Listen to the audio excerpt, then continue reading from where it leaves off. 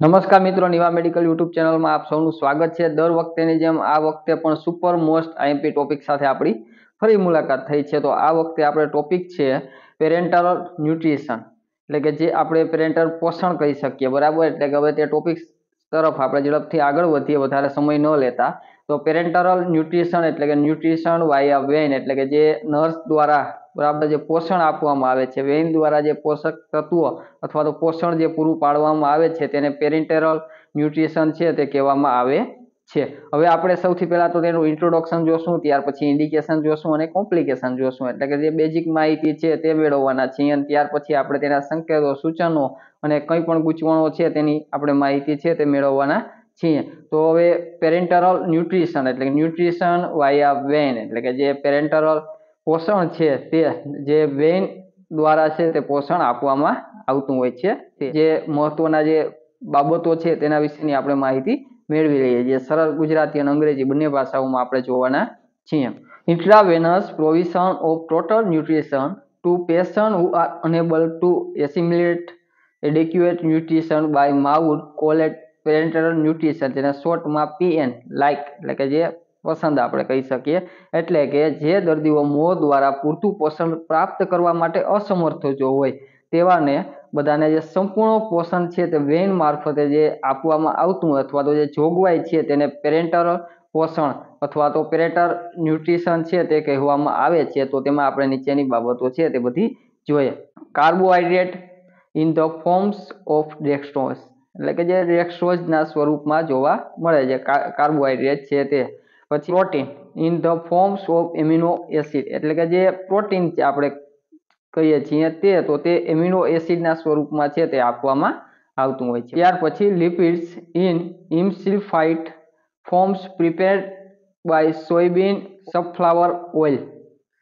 એટલે લિપિડ્સ એટલે કે જે સોયાબીન અને જે કુસુમનું તેલ દ્વારા તૈયાર કરેલા જે ઇમસિલ્ફાઇડ સ્વરૂપમાં છે તે જોવા મળતું હોય તે। ત્યાર પછી trace element vitamins and minerals, એટલે કે જે તત્વો છે ટ્રેસના, તેમાં જે વિટામિન છે અથવા તો જે આપણે મિનરલ્સ અથવા તો ખનિજ કહીએ છીએ તે। PN is a use when there is not other nutrition alternative, એટલે કે જ્યારે અન્ય કોઈ પોષણનો વિકલ્પ ન હોય ત્યારે જે પેરેન્ટલ ન્યુટ્રિશન છે તેનો યુઝ કરવામાં થાય છે। It may be partial parenteral nutrition, એટલે જેને પીપીએન કહેવામાં આવે છે શોર્ટ ફોર્મમાં, એન્ડ ટોટલ પેરેન્ટલ ન્યુટ્રિશન, જેને ટીપીએન શોર્ટમાં કહેવામાં આવે, base on client nutrition need. PPN એટલે કે પાર્શિયલ પેરેન્ટલ ન્યુટ્રિશન અને ટીપીએન એટલે ટોટલ પેરેન્ટલ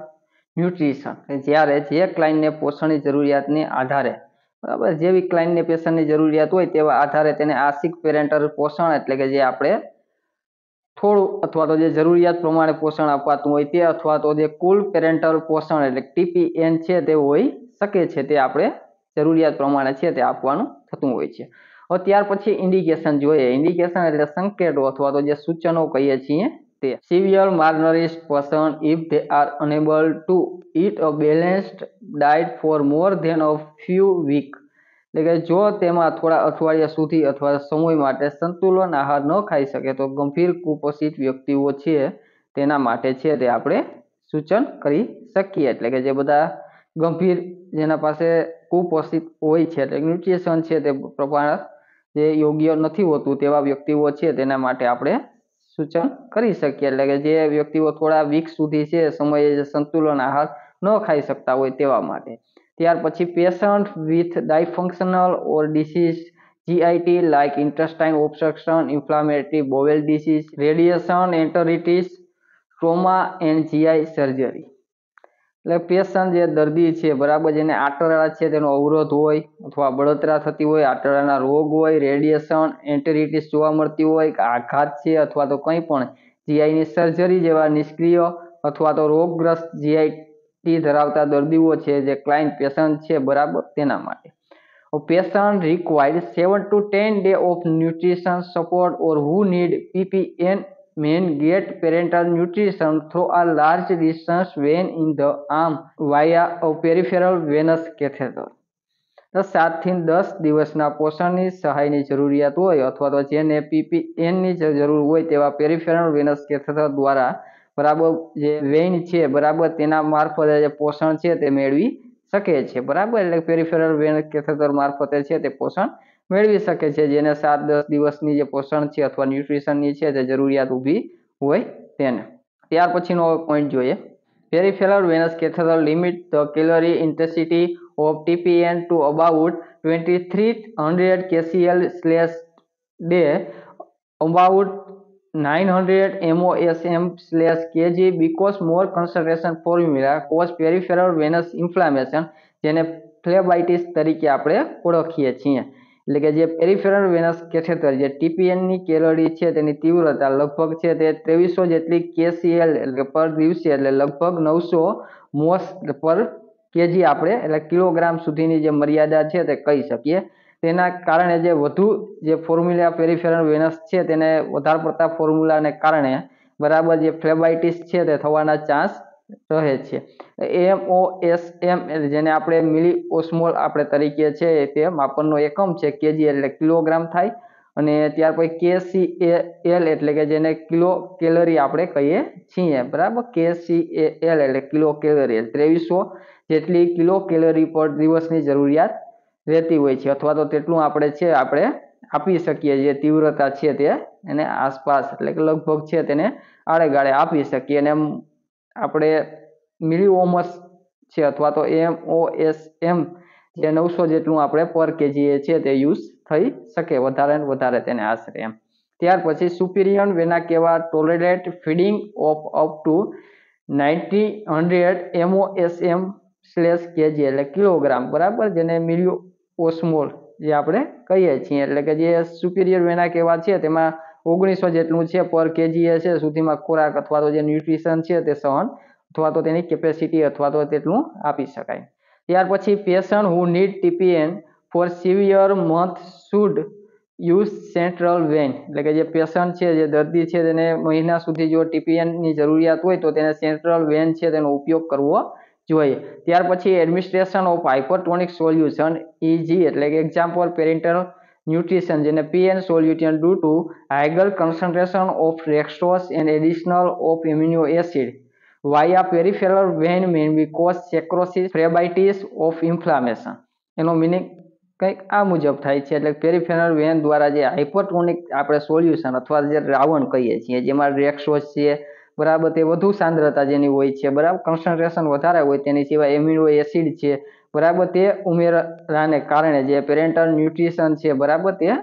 બનતું હોય છે એટલે કે જે હાઇપરટોનિક સોલ્યુશન છે તે પ્રિપેર થતું હોય તેવા આવા બધા જે સોલ્યુશન છે તે બધા આપવાથી સ્કેરોસિસ અથવા ફ્લેબાઇટિસ અથવા બળતરા છે તે પણ થઈ શકે છે હવે સ્કેરોસિસ એટલે અસામાન્ય રીતે જે આપણે કઠોર કહી શકીએ બરાબર એટલે કે શરીરનો કોઈ ભાગ છે અસામાન્ય રીતે છે તે હાર્ડ બની જાય તો તેને આપણે સેક્રોસિસ કહી શકીએ બરાબર ને ફ્લેબાઇટિસ એટલે ઇન્ફ્લામેશન વગેરે જે છે જોવા મળે ત્યારે અને શોર્ટમાં સમજીએ પેરિફેરલ વેનમાં હાઇપરટોનિક સોલ્યુશન જ્યારે આપવામાં આવે તો તેના લીધે સ્કેરોસિસ અથવા ફ્લેબાઇટિસ અથવા તો ફ્લેબિટિસ આપણે કહીએ તે થવાના ચાન્સીસ છે તે રહે છે fat emulsions it contain egg yolk phospholipid apart from soybean and or safflower oil not give to person who has allergy of egg એટલે કે જે ચરબીનું મિશ્રણ એટલે કે ઈંડાની જે એલર્જી ધરાવતી વ્યક્તિને છે તે ન આપવું જોઈએ ક્યું તો જેમાં સોયાબીન અને કુસુમ તેલ સિવાયના ઈંડા જરદી એટલે કે ફોસ્ફોલિપિડ્સ હોય તેવા ન આપવું જોઈએ જેને એલર્જી હોય તેને PN solution should store into refrigerator and administer within 24 hours of their preparation એટલે કે જ્યારે આપણે 24 કલાકની અંદર છે તે આપી દેવું જોઈએ જેની આપણે પ્રિપરેશન એટલે તૈયારી કરી ચૂકી હોય ત્યાર પછી એટલે જે આપણે રેફ્રિજરેટર છે તેમાં આપણે PN સોલ્યુશન છે તેને સંગ્રહ કરવું જોઈએ ત્યાર પછીનો પોઈન્ટ જોઈએ monitoring the severe malnourished client for refeeding syndrome rapid drop in serum level potassium magnesium અને ફોસ્ફરસ કે જે સોલ્યુશન છે બરાબર રીફીડિંગ સિન્ડ્રોમ એટલે કે જેમાં પોટેશિયમ મેગ્નેશિયમ અને ફોસ્ફેટ છે બરાબર તેના સિરપના સ્તરમાં ઝડપી છે તે ઘટાડો જોવા મળતો હોય તેના માટે ગંભીર કુપોષિત ક્લાયન્ટને નિરીક્ષણ કરવું જોઈએ એટલે કે જે ગંભીર ક્લાયન્ટ છે તેનું નિરીક્ષણ કરતું રહેવું જોઈએ બરાબર કેમ કે પોટેશિયમ મેગ્નેશિયમ ફોસ્ફરસ છે તે બરાબર એમાં ઝડપી ક્યારેક ઘટાડો પણ જોવા મળતો હોય એટલે તેનું મોનિટરિંગ સિરિયસલી અને વ્યવસ્થિત રીતે કરતું રહેવું જોઈએ કુપોષિત જે છે જેને આપણે માલ નરીશ તરીકે પણ આપણે કહી શકીએ જે કુપોષિત છે તેમાં નિરીક્ષણ કરતું રહેવું જોઈએ. ત્યાર પછી હવે આપણે જોઈએ કોમ્પ્લિકેશન ઓફ પેરેન્ટલ ન્યુટ્રિશન એટલે કે પેરેન્ટલ પોષણની જે ગૂંચવણો છે તે air embolism due to entry of air during IV tubing change and central line placement. સૂચનો આપણે અથવા તો જે ગૂંચવણો છે તે બધી જોવાની છે. તો તેમાં ફર્સ્ટ છે તેમાં આઈવી ટ્યુબિંગમાં કંઈ ફેરફાર અથવા સેન્ટ્રલ લાઇન છે તેની જે પ્લેસમેન્ટ દરમિયાન બરાબર જે હવાનો પ્રવેશને કારણે છે એર એમ્બોલિઝમ છે તે થઈ શકે. બરાબર, એર એમ્બોલિઝમ એટલે કે આપણે રક્તવાહિનીઓ છે બરાબર, જે રક્તવાહિનીઓ છે તેમાં હવા છે એ પ્રવેશી જાય અથવા તો જે એર છે તે ગાંઠ જોવા મળે તો તેને એર એમ્બોલિઝમ કહેવામાં આવે છે. Hyperglycaemia due to high concentration of dextrose with rapid infusion without sufficient insulin. Hyperglycaemia એટલે કે ગ્લુકોઝનું લેવલ છે તે હાઈ જોવા મળતું એટલે ઊંચું રક્ત શર્કરા લેવલ અથવા તો રક્તમાં જે ગ્લુકોઝ છે તે વધુ હોય, જે બ્લડમાં ગ્લુકોઝ છે તેનું લેવલ વધારે જોવા મળતું હોય તે એટલે કે જે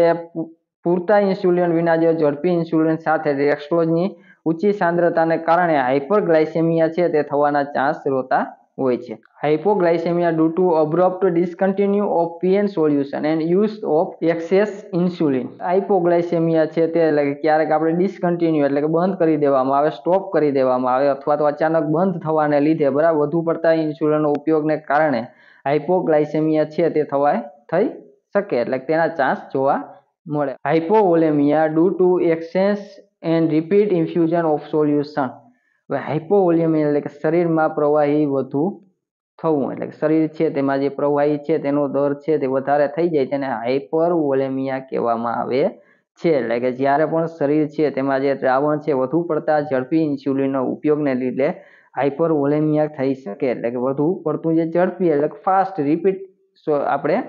આપીએ કંઈ ઇન્ફ્યુઝન તો તેના લીધે હાઇપરવોલેમિયા છે તેના ચાન્સ રહે છે. Pneumothorax due to puncture of pleural space caused by incorrect catheter placement એટલે અચોક્કસ કેથેટર પ્લેસમેન્ટને કારણે જે ફ્યુરલ સ્પેસ છે તેના પંચરને કારણે ન્યુમોથોરેક્સ છે તે થવાના ચાન્સ જોવા મળતા હોય છે. બરાબર, એટલે વ્યવસ્થિત રીતે પંચર ન હોય તો આ કેથેટરની જે પ્લેસમેન્ટ છે બરાબર અચોક્કસ રીતે એટલે કે જે ચોક્કસ ન હોય તેવી હોય તો જે ફ્યુરલ સ્પેસ છે ત્યાં પંચરને કારણે જે ન્યુમોથોરેક્સ છે તેને ગૂંચવણ છે તે ઊભી અથવા કોમ્પ્લિકેશન ઊભું થઈ શકે. હવે ન્યુમોથોરેક્સ એટલે કે જે છાતીમાં જે એર છે તેનું ભરાઈ જવું અથવા તો જે ફેફસા છે તે સંકુચાઈ જવા બરાબર, જેને ન્યુમોથોરેક્સ આપણે સરળ રીતે સમજીએ તો કહેવામાં આવે છે. એકવાર કોમ્પ્લિકેશન છે તેના કેવા કોમ્પ્લિકેશન જોવા મળે તો તેની એક સરળ સમજૂતી મેળવી લઈએ કે એર એમ્બોલિઝમ એટલે કે જે હવા છે બરાબર એર છે તેનો પ્રવેશ થઈ જવો, જે બ્લડ છે બ્લડની જે વાહિની અથવા વેન છે તેમાં. હાઇપરગ્લાઇસેમિયા ગ્લુકોઝનું લેવલ છે તે વધી જવું, હાઇપોગ્લાઇસેમિયા એટલે કે ગ્લુકોઝ લેવલ ઘટી જાય. હાઇપરઓલેમિયા એટલે કે શરીર છે તેમાં જે સોલ્યુશન અથવા તો ઇન્ફ્યુઝન છે તેનું પ્રવાહી વધુ થવું અને ન્યુમોથોરેક્સ એટલે કે જે ફેફસા છે તેનું સંકુચાઈ જવું અથવા તો તેમાં એર ભરાઈ જવો તેવો તેનો આપણે અર્થ કરી શકીએ. એટલે તે બધા છે કોમ્પ્લિકેશન છે તે પેરેન્ટલ ન્યુટ્રિશન છે તેમાં જોવા મળે. બાકી જે